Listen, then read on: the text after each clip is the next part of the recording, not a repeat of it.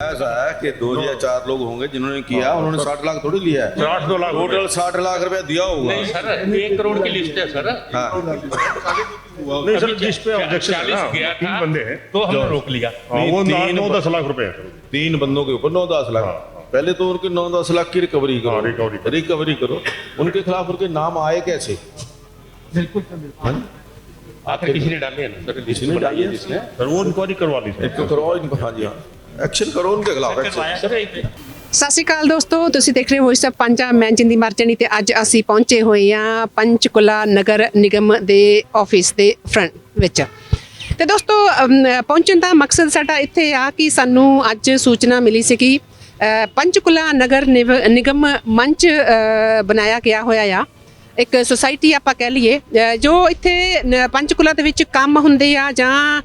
ਕੋਈ ਵੀ ਸਹੂਲਤਾਂ ਨੂੰ ਲੈ ਕੇ ਇਹ ਜਿਹੜੀ ਮੰਚ ਆ ਉਹ ਕੰਮ ਕਰਵਾ ਰਹੀ ਆ। ਤੇ ਇਹਨਾਂ ਨੇ ਸਾਨੂੰ ਸੂਚਨਾ ਦਿੱਤੀ ਸੀ ਕਿ ਅੱਜ ਇੱਥੇ ਐਮਐਲਏ ਸਾਹਿਬ ਆ ਰਹੇ ਆ ਤੇ ਉਹਨਾਂ ਨੂੰ ਇਹਨਾਂ ਨੇ ਇੱਕ ਆਪਣਾ ਰੋਸ ਪੱਤਰ, ਮੰਗ ਪੱਤਰ ਦੇਣਾ ਆ ਕਿ ਕਰੋਨਾ ਟਾਈਮ ਤੇ ਪੰਚਕੁਲਾ ਦੀ ਜੋ ਪ੍ਰਸ਼ਾਸਨ ਸੀਗਾ ਉਹਦੇ ਵੱਲੋਂ ਜੋ ਕਰੋਨਾ ਦੇ ਨਾਲ ਮਰ ਗਏ ਸੀ ਲੋਕੀ, ਉਹਨਾਂ ਦੇ ਸੰਸਕਾਰ ਕਰਨ ਵਾਸਤੇ 2,000 ਰੁਪਈਏ ਜਿਹੜੇ ਸੀਗੇ ਉਹ ਦੇਣੇ ਸੀ, ਜੋ ਸੰਸਕਾਰ ਕਰਦੇ ਸੀ। ਤੇ ਇੱਥੇ ਇੱਕ 5 ਮੈਂਬਰੀ ਕਮੇਟੀ ਬਣੀ ਹੋਈ ਸੀਗੀ, ਜਿਹੜੇ ਲੋਕ ਜਿਹੜੇ ਹੈਗੇ ਆ ਉਹਨਾਂ ਮੁਰਦੇ ਲੋਕਾਂ ਨੂੰ ਜੋ ਕਰੋਨਾ ਦੇ ਵਿੱਚ ਮਰ ਗਏ ਸੀ ਉਹਨਾਂ ਦਾ ਸੰਸਕਾਰ ਕਰਦੇ ਸੀ 5 ਜਾਣੇ। ਤੇ ਪੈਸੇ ਜਦੋਂ ਰਿਲੀਜ਼ ਹੋਏ ਆ ਇਸ ਆਫਿਸ ਦੇ ਵਿੱਚੋਂ 380 ਲੋਕ ਜਿਹੜੇ ਹੈਗੇ ਆ ਇਹਨਾਂ ਦੇ ਵੀ ਕਾਊਂਟ ਦੇ ਵਿੱਚ ਸੀਗਾ ਕਿ ਇੰਨੇ ਕੁ ਜਿਹੜੇ ਹੈਗੇ ਆ ਤਕਰੀਬਨ ਕਰੋਨਾ ਦੇ ਨਾਲ ਮਰੇ ਸੀ ਤੇ ਉਹਨਾਂ ਦੇ ਸੰਸਕਾਰ ਹੋਏ ਸੀ। ਤਾਂ ਬਟ ਜਦੋਂ ਇਹਨਾਂ ਨੂੰ ਹੁਣ ਪਤਾ ਚੱਲਾ ਕਿ ਉਹ ਨਾ 380 ਤੋਂ 980 ਲੋਕ ਜਿਹੜੇ ਬਣਾ ਕੇ ਇਹਨਾਂ ਨੇ ਪੈਸੇ ਜਿਹੜੇ ਹੈਗੇ ਆ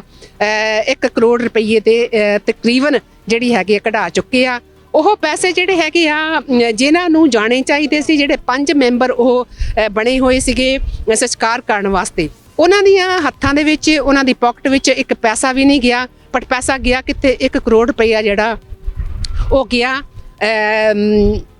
ਹੋ ਸਕਦਾ ਆ ਜਿਹੜੇ ਅਫਸਰ ਇਸ ਕਮੇਟੀ ਬੈਠੇ ਹੋਏ ਆ ਅਹੁਦਿਆਂ ਦੇ ਉੱਤੇ ਨਗਰ ਨਿਗਮ ਦੇ, ਉਹਨਾਂ ਦੇ ਪਾਕਟਾਂ ਵਿੱਚ ਹੀ ਗਿਆ ਹੋਊਗਾ। ਤੇ ਇਸ ਜਾਣਕਾਰੀ ਨੂੰ ਲੈ ਕੇ ਆਪਾਂ ਅੱਜ ਨਗਰ ਨਿਗਮ ਦੇ ਜਿਹੜੀ ਇਹ ਹੈਗੀ ਆ ਪੰਚਕੁਲਾ ਮੰਚ ਬਣਾਈ ਗਈ ਆ, ਉਹਨਾਂ ਦੇ ਮੈਂਬਰਾਂ ਦੇ ਨਾਲ ਆਪਾਂ ਗੱਲਬਾਤ ਕਰਾਂਗੇ ਤੇ ਪੁੱਛਾਂਗੇ ਉਹਨਾਂ ਤੋਂ ਪੂਰੀ ਜਾਣਕਾਰੀ। ਸਤਿ ਸ਼੍ਰੀ ਅਕਾਲ ਜੀ। ਸਤਿ ਸ਼੍ਰੀ ਅਕਾਲ ਜੀ।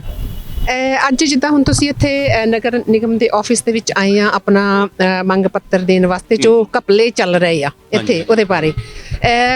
ਥੋੜੀ ਇੱਕ ਸਾਡੇ ਦਰਸ਼ਕਾਂ ਦੇ ਨਾਲ ਇਹਦੀ ਇੱਕ ਪਿਕਚਰ ਸਾਂਝੀ ਕਰੋ ਪਹਿਲੇ। ਸਭ ਤੋਂ ਪਹਿਲਾਂ ਤਾਂ ਅਸੀਂ ਇੱਥੇ ਪਿਛਲੇ 6-7 ਮਹੀਨੇ ਤੋਂ ਲਗਾਤਾਰ ਆ ਰਹੇ ਹਾਂ ਕਿ ਇੱਥੇ ਕਈ ਕਿਸਮ ਦੇ ਜਿਹੜਾ ਵੀ ਕੰਮ ਨਗਰ ਨਿਗਮ 'ਚ ਹੋ ਰਿਹਾ ਹੈ ਉਹ ਘੁਟਾਲਿਆਂ ਨਾਲ ਹੀ ਹੋ ਰਿਹਾ ਹੈ। ਔਰ ਜਦ ਦੇ ਸਾਡੇ ਮੇਅਰ ਸਾਹਿਬ ਬੈਠੇ ਨੇ ਇੱਥੇ,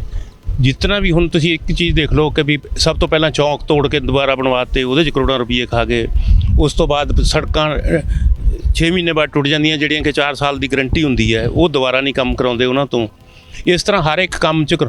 ਔਰ ਮੇਨ ਜਿਹੜਾ ਹੁਣ ਉਜਾਗਰ ਹੋਇਆ ਹੈ, ਅਸੀਂ 4 ਮਹੀਨੇ ਪਹਿਲਾਂ ਅਸੀਂ ਇਹ ਫੜਿਆ ਕਿ ਕਰੋਨਾ ਦੇ ਵਿੱਚ ਜਿਹੜੀ ਕਿ ਇੰਨੀ ਭਿਆਨਕ ਬਿਮਾਰੀ ਸੀ, ਉਹਦੇ ਵਿੱਚ ਜਿੰਨੇ ਬੰਦੇ ਮਰੇ, ਜਿਨ੍ਹਾਂ ਦੇ ਸੰਸਕਾਰ ਹੋਏ, ਉਹਦੀ ਡਿਊਟੀ ਸੀ ਹਰਿਆਣਾ ਗੌਰਮੈਂਟ ਨੇ ਉਹਨਾਂ ਦੇ ਸੰਸਕਾਰ ਕਰਾਉਣੇ ਸੀ। ਤੇ ਜਦ ਉਹਨਾਂ ਦੇ ਸੰਸਕਾਰ ਵਾਸਤੇ ਗੌਰਮੈਂਟ ਵੱਲੋਂ ਪੈਸਾ ਆਇਆ 10,000 ਰੁਪਈਆ ਇੱਕ ਬੋਡੀ ਦਾ, 5 ਆਦਮੀਆਂ ਦੀ ਕਮੇਟੀ ਲਏਗੀ, ਉਹਦੇ ਸੰਸਕਾਰ ਕਰਨੇ ਸੀ। ਜਦ ਕਿ ਸਰਕਾਰੀ ਰਿਕਾਰਡ, ਨਗਰ ਨਿਗਮ ਦਾ ਰਿਕਾਰਡ, ਹਸਪੀਟਲ ਦਾ ਰਿਕਾਰਡ, CMO ਦਾ ਰਿਕਾਰਡ, ਸਾਰਿਆਂ ਦੇ ਵਿੱਚ 377 ਆਦਮੀਆਂ ਦੀ ਮੌਤ ਹੋਈ। ਪਰ ਇਹਨਾਂ ਨੇ ਕੀ ਕੀਤਾ ਹੈ, ਅੰਦਰ ਜਿਹੜੇ ਕਲਾਕਾਰ ਬੈਠੇ ਆ, ਇਹਨਾਂ ਨੇ ਆਪਣੇ ਅਫਸਰਾਂ ਦੇ ਨਾਂ ਕਮਿਸ਼ਨ ਤੇ ਨਾਂ ਰੱਖ ਕਰਕੇ 980 ਆਦਮੀ ਦਾ ਪੈਸਾ, ਯਾਨੀ ਕਿ 98 ਲੱਖ ਰੁਪਈਆ, 98.5 ਲੱਖ ਰੁਪਈਆ ਉਹਨਾਂ ਦੇ ਨਾਂ 'ਤੇ ਟਰਾਂਸਫਰ ਕਰ 3 ਦਿਨ ਦੇ ਅੰਦਰ ਅੰਦਰ ਇਹਨਾਂ ਨੇ 40 ਲੱਖ ਰੁਪਈਏ ਦਾ ਭੁਗਤਾਨ ਵੀ ਕਰਤਾ। ਸਾਨੂੰ ਜਦ ਪਤਾ ਲੱਗਿਆ ਅਸੀਂ ਇੱਥੇ ਆਏ, ਉਹਦੀ ਕੰਪਲੇਂਟ ਕੀਤੀ, ਉਹਦੀ ਰੋਕੇ ਗਏ ਪੈਸੇ, ਅਗਲੀ ਪੇਮੈਂਟ ਨਹੀਂ ਹੋਈ। ਉਸ ਤੋਂ ਬਾਅਦ ਇੱਥੇ ਜੁਆਇੰਟ ਕਮਿਸ਼ਨਰ ਜੀ ਹੈ ਵਿਨੇਸ਼ ਜੀ, ਉਹਨਾਂ ਤੋਂ ਜਾਂਚ ਹੋਈ। ਜਾਂਚ ਦੇ ਵਿੱਚ ਉਹਨਾਂ ਨੇ ਸਪਸ਼ਟ ਕੀਤਾ ਹੈ ਕਿ 7 ਅਭਿਯੁਕਤ ਬਣਾਏ ਗਏ ਨੇ, ਇਹਨਾਂ ਦੇ ਖਿਲਾਫ FIR ਲਿਖੋ ਤੇ ਇਹਨਾਂ 'ਤੇ ਜਿੰਨਾ ਵੀ ਪੈਸਾ ਗਲਤ ਗਿਆ ਉਹਨਾਂ ਦੀ ਰਿਕਵਰੀ ਕਰੋ। ਪਰ ਇਹ ਨਾ ਤਾਂ ਰਿਕਵਰੀ ਕਰ ਰਹੇ ਨੇ, ਰਿਕਵਰੀ ਦੇ ਲੈਟਰ ਜ਼ਰੂਰ ਪਾਏ ਹੈ, ਪਰ ਹਾਲੇ ਲੱਗਦਾ ਸਾਨੂੰ ਵੀ ਲੀਪਾ ਪੋਤੀ ਕਰ ਰਹੇ ਨੇ। ਔਰ ਉਸ ਤੋਂ ਬਾਅਦ ਇਹਨਾਂ ਨੇ ਕੋਈ FIR ਨਹੀਂ ਲਿਖਵਾ ਰਹੇ। ਅੱਜ ਅਸੀਂ ਇੱਥੇ ਮੌਕੇ ਤੇ ਪਹੁੰਚੇ, ਕੁਦਰਤੀ ਸਾਡੇ ਵਿਧਾਨ ਸਭਾ ਸਪੀਕਰ ਵੀ ਹੈ, MLA ਸਾਹਿਬ ਹੈ ਗਿਆਨ ਚੰਦ ਜੀ ਗੁਪਤਾ, ਉਹ ਇੱਥੇ ਆਏ ਹੋਏ ਸੀ। ਅੱਜ ਅਸੀਂ ਉਹਨਾਂ ਨੂੰ ਵੀ ਆਪਣਾ ਮੰਗ ਪੱਤਰ ਦਿੱਤਾ ਹੈ ਕਿ ਵੀ ਜਾਂਚ ਹੋ ਚੁੱਕੀ ਹੈ, ਜਾਂਚ ਰਿਪੋਰਟ ਆ ਚੁੱਕੀ ਹੈ ਤੇ ਜਿਹੜੇ ਦੋਸ਼ੀ ਹੈ ਉਹਨਾਂ ਦੇ ਖਿਲਾਫ FIR ਲਿਖਾ ਕੇ ਤੇ ਕਾਰਵਾਈ ਕੀਤੀ ਜਾਵੇ। ਜਿੱਦਾਂ ਤੁਸੀਂ ਦੱਸਿਆ ਕਿ ਐਡਾ ਵੱਡਾ ਘਪਲਾ ਹੋਇਆ, ਤੁਸੀਂ ਕੰਪਲੇਂਟਸ ਕੀਤੀਆਂ ਆ ਤੇ ਫਿਰ ਉਹਦੇ ਬਾਵਜੂਦ ਵੀ ਕੁਝ ਨਹੀਂ ਹੋ ਰਿਹਾ, ਤੇ ਹੁਣ ਤੁਹਾਨੂੰ ਉਮੀਦ ਹੈ MLA ਸਾਹਿਬ ਤੇ ਕਿ ਕੁਝ ਕਰਨਗੇ?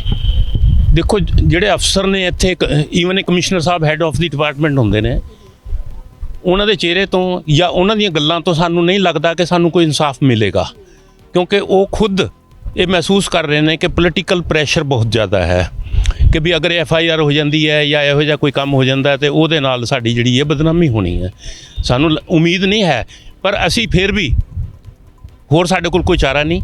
ਇਸ ਕਰਕੇ ਅਸੀਂ ਉਹਨਾਂ ਤੋਂ ਅੱਜ ਵੀ ਮੰਗ ਕੀਤੀ ਹੈ ਔਰ ਸਾਡੇ ਸਾਹਮਣੇ ਉਹਨਾਂ ਨੇ ਕਮਿਸ਼ਨਰ ਨੂੰ ਇਹ ਕਿਹਾ ਹੈ ਕਿ ਵੀ ਇਹਨਾਂ ਦੇ ਖਿਲਾਫ ਕਾਰਵਾਈ ਕਰੋ ਔਰ ਪੈਸਾ ਵਾਪਸ ਲਓ ਤੇ ਇਹਨਾਂ ਦੇ ਖਿਲਾਫ ਕਾਨੂੰਨੀ ਕਾਰਵਾਈ ਵੀ ਕਰੋ। ਜੇ ਕਰਦੇ ਆ ਜਾਂ ਨਹੀਂ ਕਰਦੇ ਇਹ ਹੁਣ ਅੱਗੇ ਅਫਸਰਾਂ ਤੇ ਡਿਪੈਂਡ ਕਰਦਾ, ਪਰ ਉਹਦਾ ਕਾਰਨ ਦੇਰੀ ਦਾ ਇਹ ਹੋ ਰਿਹਾ ਹੈ ਕਿ ਇਹਦੇ 'ਚ ਜਿਹੜੇ ਛੋਟੇ ਕਰਮਚਾਰੀ ਹੈ ਉਹ ਘੱਟ ਸ਼ਾਮਿਲ ਹੈ, ਅਫਸਰਾਂ ਦਾ ਜ਼ਿਆਦਾ ਰੋਲ ਹੈ। ਤੇ ਇਸ ਕਰਕੇ ਕਮਿਸ਼ਨਰ ਸਾਹਿਬ ਕਈ ਵਾਰੀ ਕਹਿ ਚੁੱਕੇ ਹਨ ਵੀ ਅਸੀਂ ਪਰਚਾ ਕਿਹਦੇ ਉੱਤੇ ਦਰਜ ਕਰਾਈਏ, ਪੈਸੇ ਤਾਂ ਅਸੀਂ ਦਿੱਤੇ ਸਾਰਿਆਂ ਨੇ, ਤੇ ਮਤਲਬ ਸਾਰਾ ਜਿਹੜਾ ਖੇਲ ਹੈ ਇਹ ਅਫਸਰਾਂ ਨੇ ਖੇਲਿਆ। ਤੇ ਕਰੀਬ ਜਿਹੜਾ ਹੈ ਨਾ 98 ਲੱਖ ਰੁਪਏ ਦਾ ਘੁਟਾਲਾ ਹੋ ਰਿਹਾ ਸੀਗਾ, ਜਿਹਦੇ 'ਚ ਜਾਂਚ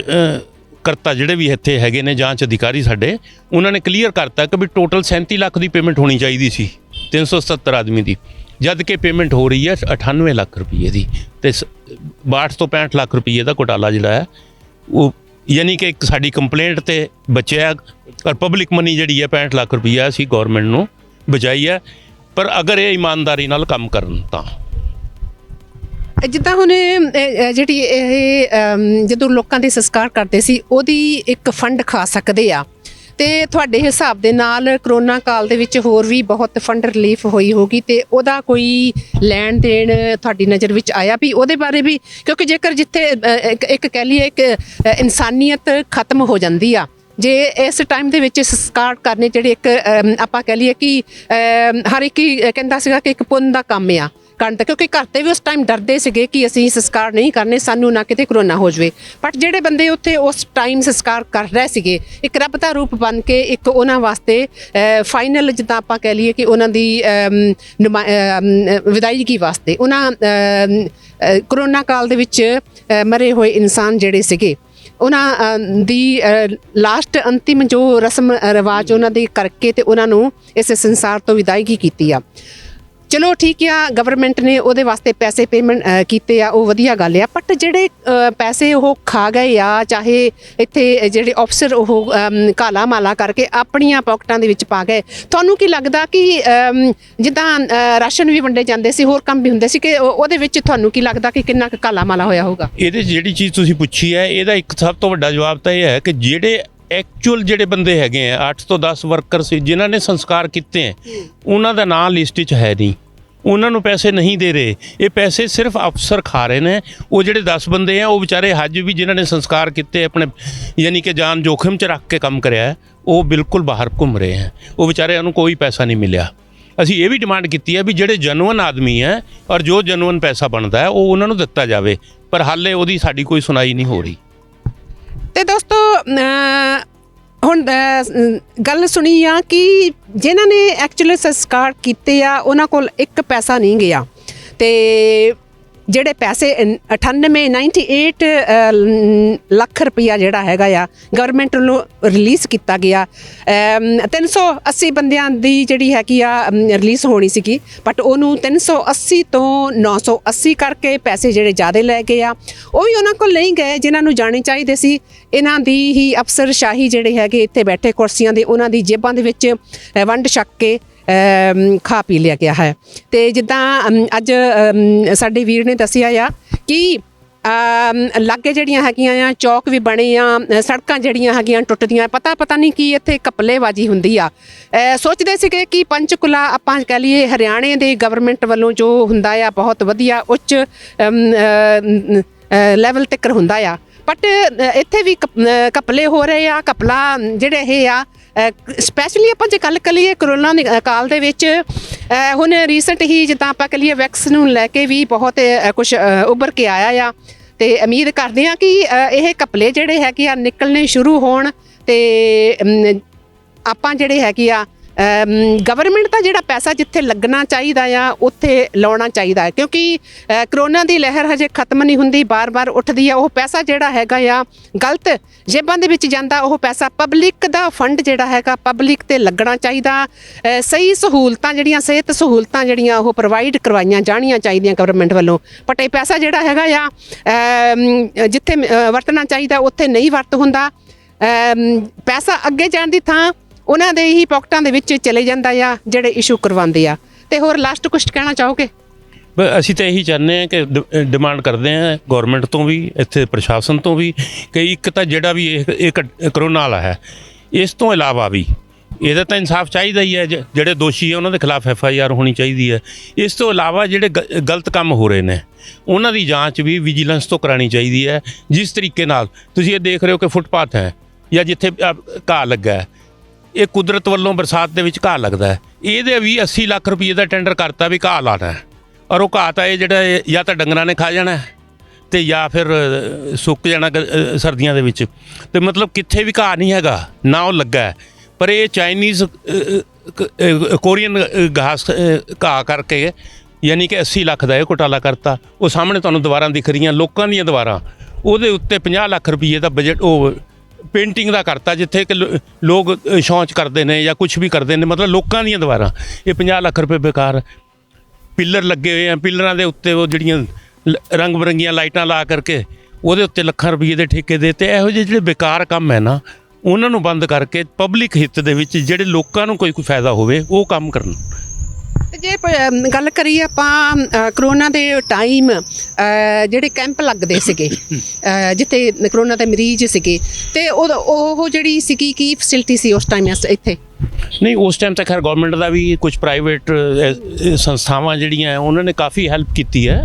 ਔਰ ਉਸ ਟਾਈਮ ਉਹ ਸਿਸਟਮ ਤਾਂ ਤਕਰੀਬਨ ਠੀਕ ਰਿਹਾ ਹੈ